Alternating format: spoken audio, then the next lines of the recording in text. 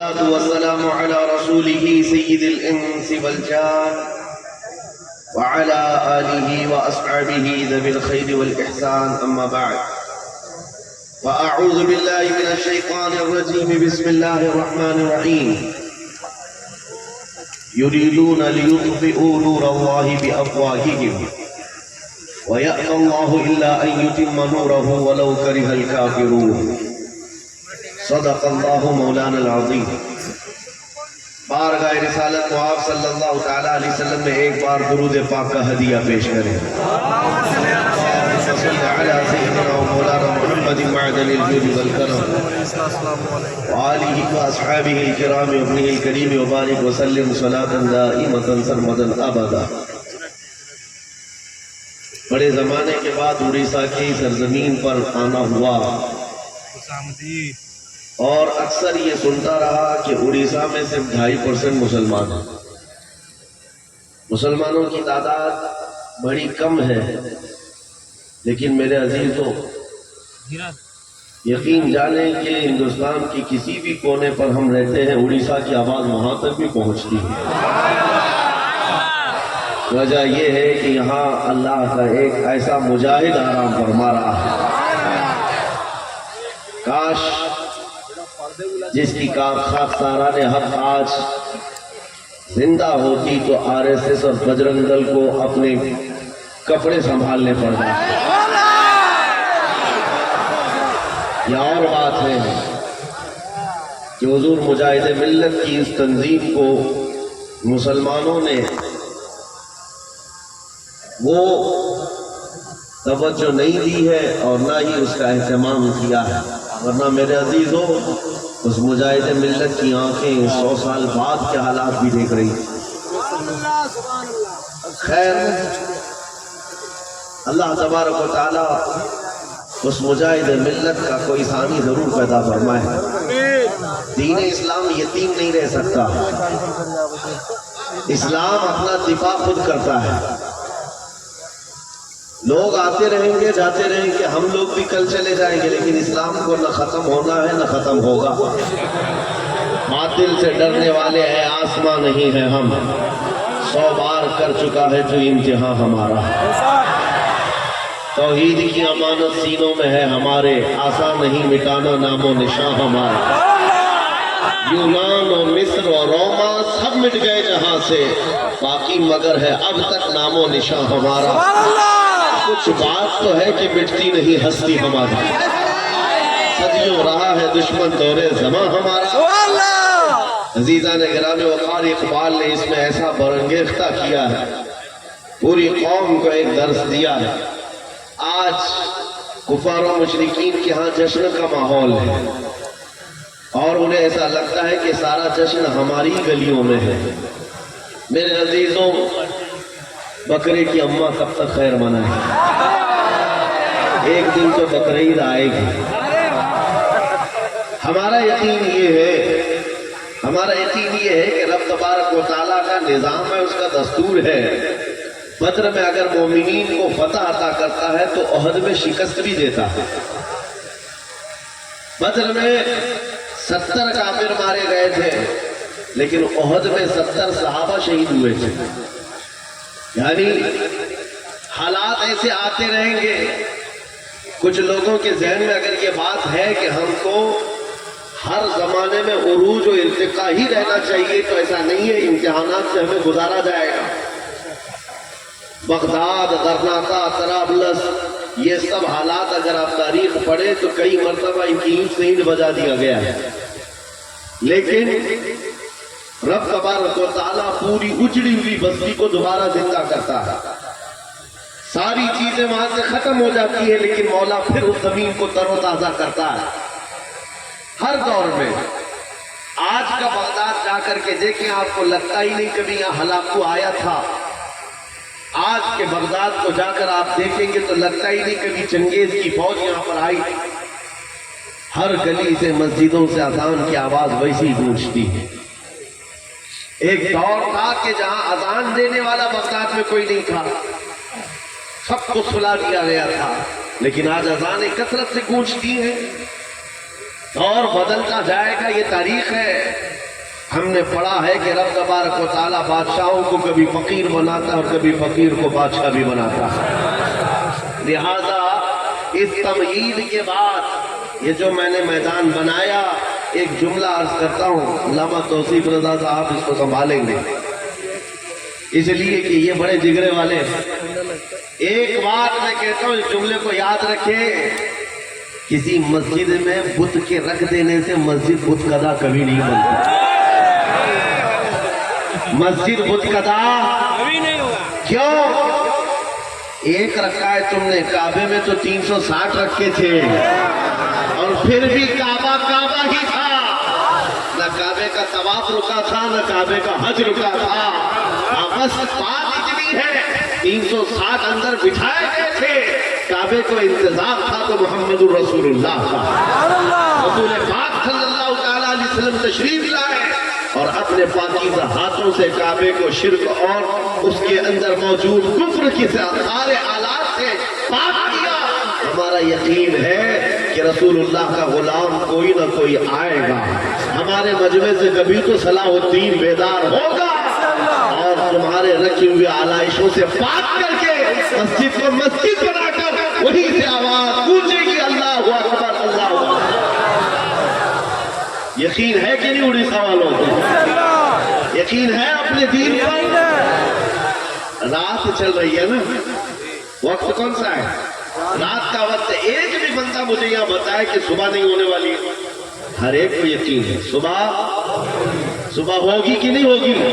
جو رب تبارک و تعالیٰ اندھیریوں کے بعد اجالے لاتا ہے، اسی یقین کے ساتھ اس زمانے میں جیو کہ آج امت پر اگر اندھیریاں چھائی ہے تو کل اجالا آئے گا، اور رب تبارک و تعالیٰ ان اندھیریوں سے اور لگے ہوئے گہن سے صاف فرمائے گا۔ چاند کو بھی گہن لگتا ہے نا، اور جب چاند کو گہن لگتا ہے تو اندھیرا چھاتا ہے، چاند صاف نظر نہیں آتا، لیکن وہ زیادہ دیر کا نہیں ہوتا، گہن جب چھڑ جاتا ہے چاند اپنے آب و تاب کے ساتھ پھر چمکتا ہے۔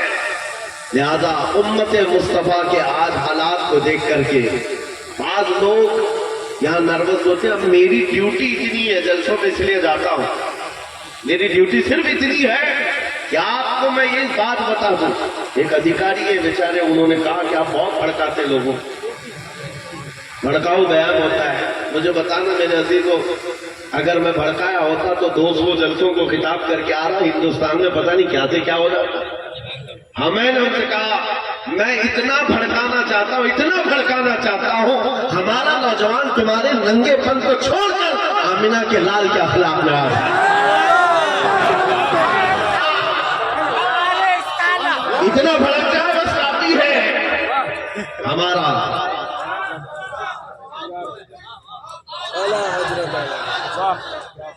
اگر اس کو بھڑکانا کہا جاتا ہے تو ہم صبح شام بھڑکائیں، صبح شام لوگوں کو یہ بات کی ترغیب دیں، آ جاؤ اس دربار میں جہاں پر کوئی آیا ہے تو صدیق بن کر نکلا ہے، جس کے قدموں سے وابستہ ہو کر خطاب کا بیٹا فاروق اعظم بنا ہو، جن کے دربار سے وابستہ ہونے کے بعد ابو طالب کے شہزادے حیدر کرار بنتے ہو، اس دربار سے کیا نہیں ملتا میرے عزیزوں، وہاں سے کیا نہیں ملتا۔ بات صرف اتنی ہے، میں صرف اور صرف میری ڈیوٹی میں بتا رہا ہوں، یہ دور ایسا ہے ابتلا و آزمائش کا، امتحانوں کا، دیکھنا ابھی کتنے اس میں سے نکلتے ہیں اور کتنے جمے رہتے ہیں۔ اللہ تبارک و تعالیٰ امتحان دیتا ہے۔ جنگ خندق میں آپ تاریخ پڑھیں گے، یہ تیسری بڑی جنگ ہے اسلام میں۔ جنگ خندق کے موقع پر کفار و مشرکین 12,000 کی تعداد میں آئے تھے، جب صحابہ اکرام کی تعداد 4,000 سے زیادہ نہیں تھی، اور مہینے بھر تک خندق کھودتے رہے۔ سخت ٹھنڈیوں کے دن تھے اور فاقہ کشی ایسی کہ اسی خندق کے کھودنے کے موقع پر رسول پاک صلی اللہ علیہ وسلم نے اپنے پیٹ پر پتھر باندھے تھے، اور اس وقت جو منافقین تھے جو ساتھ میں آئے تھے، کیونکہ بدر میں انہوں نے کامیابی دیکھی تھی اور اس کے بعد کچھ جنگوں میں مال غنیمت انہیں ہاتھ آیا تھا تو حضور کے ساتھ آ گئے تھے، لیکن جب یہ جنگ کا میدان سخت ہو گیا، کفار و مشرکین زیادہ ہو گئے، تو کیا کہنے لگے کہ نہیں ہمارے گھر میں عورتیں اکیلی ہیں، ہم کو جانا پڑے۔ سورۃ الاحزاب میں پورا واقعہ موجود ہے، اذ یقول المنافقون، یہاں سے آیتیں شروع ہوتی، کہتے ہیں کہ ہمارے گھر میں عورتیں تنہا ہیں، ہم کو جانا پڑے گا۔ ایک ایک کھسکتا رہا، ایک ایک جاتا رہا، اور جو ڈٹے رہے، جو جمے رہے، وہ صحابی رسول تھے۔ ایسا جمے رہے، منافقین وہاں سے چھوڑ کر جانے لگے، جنگ کے حالات سخت سے سخت بنائے گئے تھے۔ رب تبارک و تعالیٰ فرماتا ہے هُنَالِكَ ابْتُلِيَ الْمُؤْمِنُونَ وَزُلْزِلُوا زِلْزَالًا شَدِيدًا۔ یہ وہ مقام تھا جب مومنین کو ہلا دیا گیا تھا، ہلا دیا گیا تھا۔ آپ کو پتہ ہے سعد ابن معاذ کی نس کٹ گئی تھی اور اس کا خون کا فوارہ حضور کے چہرے پر تک آتا تھا جب وہ سامنے آتے تھے، لیکن انہی زخموں کی حالت میں وہ مہینہ بھر تک کھڑے رہے۔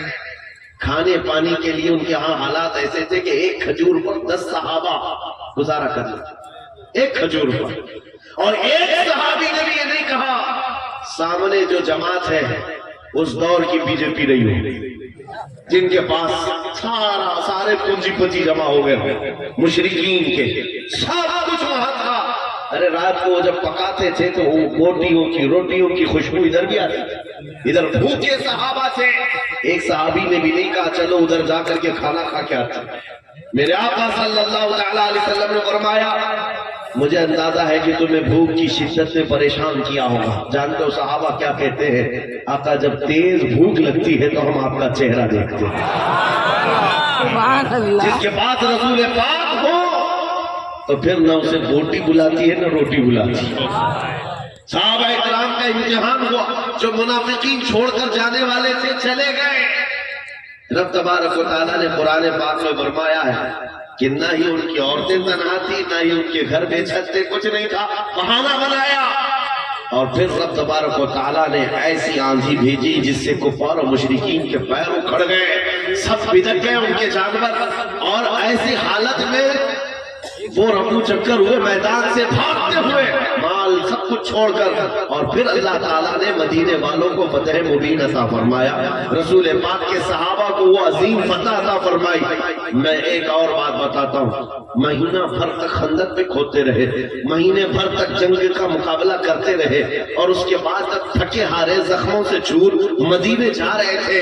بیچ راستے میں جبرائیل امین آئے، عرض کیا یا رسول اللہ صلی اللہ علیہ وسلم، رب تبارک و تعالیٰ کا حکم ہے کہ اپنے صحابہ کو لے کر بنو نزیر کے مقابل میں چلے، ایک اور جنگ میں جانا ہے۔ مدینے پہنچے نہیں، 5 کلومیٹر کا فاصلہ ہے صرف خندق کے مقام سے لے کر مدینہ۔ ابھی بیچ راستے میں جبرائیل امین آئے، حضور سے کہا کہ یہاں سے رب تعالیٰ فرماتا ہے بنو نزیر کے مقابل میں آپ جنگ میں چلے۔ حضور پاک صلی اللہ علیہ وسلم رک گئے، صحابہ کو دیکھا زخموں سے چور چور ہے، کپڑے پھٹے ہوئے ہیں، کس کا ہاتھ رس رہا ہے، کون سے کسی کا پیر۔ حضرت ابو ہریرہ نے اس کو بعد میں بیان فرمایا ہے کہ صحابہ کہتے تھے اس وقت سب کے ناخن اکھڑ گئے تھے۔ یہ ساری چیزیں موجود تھی صحابہ کے اندر۔ نبی پاک صلی اللہ تعالیٰ علیہ وسلم نے روک کر کے پوچھا کہ کیا خیال ہے؟ جبرائیل امین کا حکم آیا ہے، اللہ کا حکم آیا، جبرائیل امین نے سنایا ہے، کیا یہیں سے ہمیں بنو نزیر کے مقابل میں جنگ میں جانا ہے؟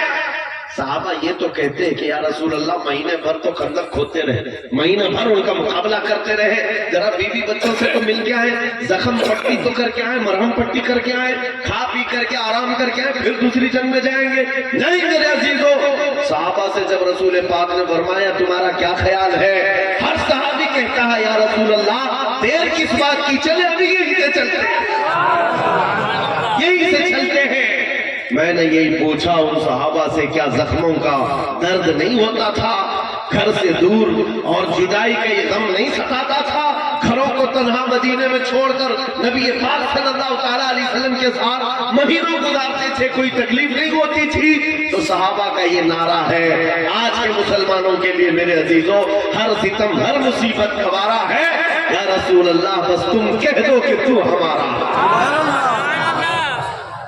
آج کا دور وہی ہے کہ آندھیاں آئی ہے، هنالك ابتلي المؤمنون وزلزلوا زلزالا شديدا۔ رب تعالیٰ فرماتا ہے مومنین کو آزمائش میں ڈال دیا گیا تھا، ہلا دیا گیا تھا۔ آج کا دور آزمائش کا ہے. کیسے؟ سکتا، حکومت، طاقت ان ظالموں کو دیا گیا ہے جو تمہارے خون کے پیاسے ہیں، تمہاری مسجدوں، معبدوں، خانقاہوں کے دشمن ہے. اور ان کا دیکھ کر کے جب پاور سب ان کے پاس ہے تو بعض جبہ ٹوپی والے بھی ادھر نکل گئے. یاد رکھو یہ وہی منافقین ہیں جو ہر زمانے میں دھوکہ دیتے رہے.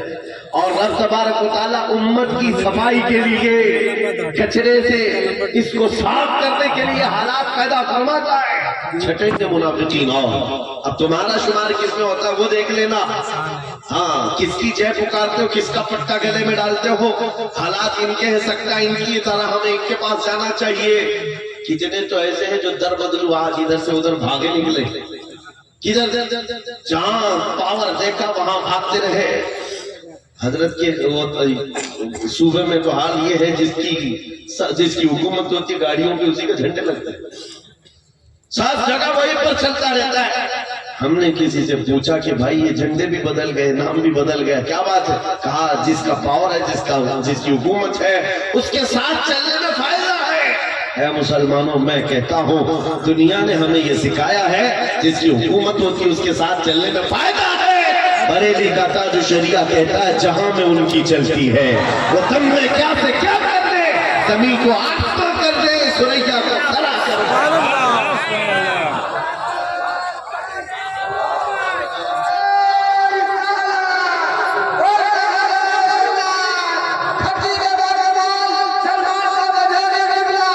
مجھے بتائے سنیو، آپ بتاؤ آپ کا عقیدہ ہے کہ نہیں جہاں میں ان کی، کس کی؟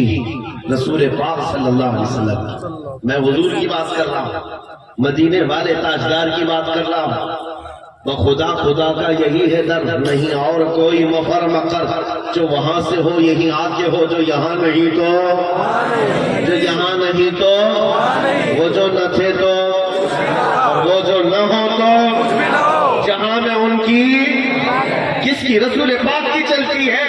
یہ دنیا والوں نے ہمیں بتایا ہے. آج کے دور میں پارٹی بدلنے والوں نے ہمیں بار بار یہ بتایا ہے جس کی چلتی ہے اس کے ساتھ جانا چاہیے. ہم نے یقین کر لیا. کل بھی میرے مصطفیٰ کی چلتی تھی، آج بھی چلتی ہے. ارے یہ تو دنیا ہے، قبر میں بھی ان کی چلتی ہے اور حشر میں بھی ان کی چلتی ہے. اس حکومت کے ساتھ نہ جائیں ہم جس کی حشر میں بھی چلتی ہو. اس حکومت کے ساتھ نہ جائیں ہم. آئی نئی حکومت سکہ نیا چلے گا. عالم میں رنگ بدلا صبح شب بلاد. عزیزان گرامی وقار، حالات آج کے ابتلا کے ہیں، آزمائش کے ہیں، امتحان کے ہیں. اور جو بدل گئے ان کے لیے قسمت وہی تھی یا وہ قسمت کو کھا گئے. اور کسی کا فضلہ چاٹنے کے لیے بیچارے اپنے ایمان کا سودا کر بیٹھے، اپنا دین بیچ لیا. اور اچھی جگہوں سے جبے ٹوپی والوں کو ہم دیکھ رہے ہیں باتیں ایسی کرنے لگ گئے کہ نہیں ہم ان کو بھی راضی کریں گے. وہ بھی برادران وطن ہیں، ان کو بھی راضی کریں گے، ہم بھی پوجا پاٹ کر لیں گے. نعوذ باللہ من ذالک. میرے آقا صلی اللہ تعالیٰ علیہ وسلم کے پاس مکہ کے مشرکین آئے تھے اور انہوں نے کہا تھا ہم آپ کے دین کے مخالف نہیں رہیں گے، ہم بھی آپ کے ساتھ چلیں گے. شرط صرف اتنی ہے کہ آپ ہمارے بتوں پر ایک بار ہاتھ رکھ دیں. نبی پاک صلی اللہ تعالیٰ علیہ وسلم کو مشرکین نے جب یہ کہا تو پوری سورہ اتر گئی. قل یا ایھا الکافرون لا اعبد ما تعبدون. اے محبوب آپ فرما دیں اے کافروں میں اس کی عبادت نہیں کرتا جس کی تم عبادت کرتے ہو. حضور نے فرمایا تم ہاتھ رکھنے کی بات کرتے ہو، میں نظر اٹھا کے بھی نہیں دیکھوں گی.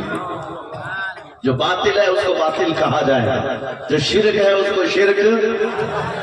اب اگر اتنا زیادہ ڈھیلے ہو جاؤ گے تو کل تمہارے کلمے پر بھی سوال ہوگا. کلمہ پڑھنے نہیں دیں گے. آج ہی ڈیبیٹ شروع ہو چکے. لا الہ الا اللہ کا مطلب ہے کوئی خدا نہیں. یہ مسلمان ہمارے خداؤں کا انکار کرتے ہیں. ظالموں تمہیں آج ترجمہ سمجھ میں آیا؟ ہم 1400 سال سے انکار ہی تو کر رہے ہیں. پہلے نفی ہے بعد میں اس بات ہے.